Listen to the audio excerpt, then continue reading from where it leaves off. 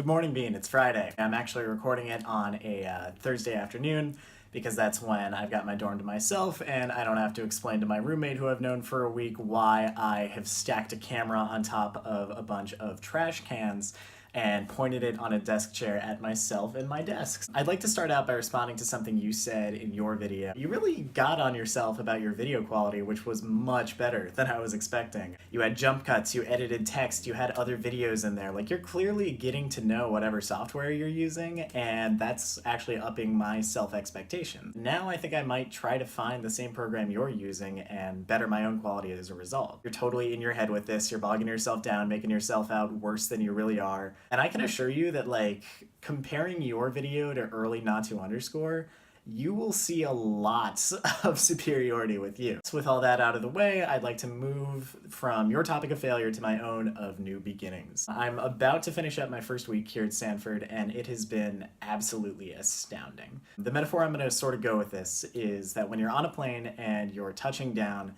there are a few moments above the runway where you can tell that you're there, but you can't quite feel it. And then there's this one definite bump on the plane that gets you to fully believe I am on the ground. I had a similar thing with Stanford. I came in here for Welcome Weekend. I was surrounded by a bunch of other people. There were tons of festivities. There was this guy, my head mentor, Trevor, built like Mr. Incredible, just like shouting out names of people and where they're from really enthusiastically. It was something you'd see at CCO. And I was like, okay, this is cool. This is the start of something, but I hadn't like touched down yet. That came when I was doing laundry with mom and dad for whatever reason.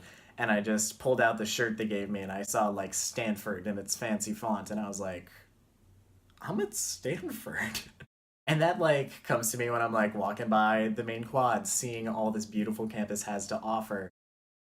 Not only does it look cool, the people who are here are amazing.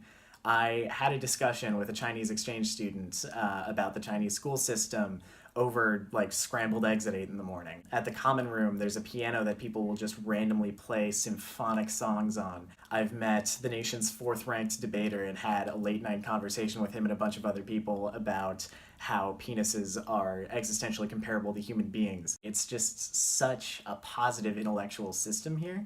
And I couldn't be loving it more. I'm taking tennis with PhD students. I am in an international relations class where there are kids from 8 different countries out of the 11 of us total. But that said, this week for me hasn't been without a little bit of failure. I forgot a towel on my first shower, and I ended up just drying off with my shirt and then rushing back to the dorm, sopping wet. I got caught wearing this rainbow headband of ours. Someone walked into the bathroom and saw me like this. It really has not been without, you know, a couple hangups, and failure reaches us everywhere. So to close, I want to talk about a time that I was walking around campus. We had certain hidden gems that we were exploring. It was the spot on campus where if you spoke from the middle of it, you could be heard everywhere.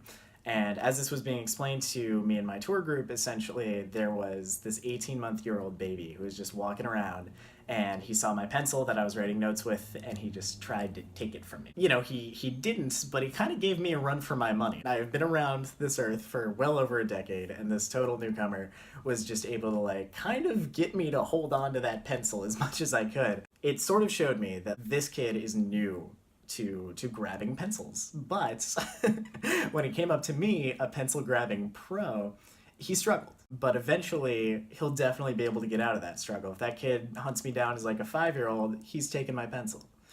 The point is, Bean, you too can take pencils. Bean, I'll see you on Tuesday.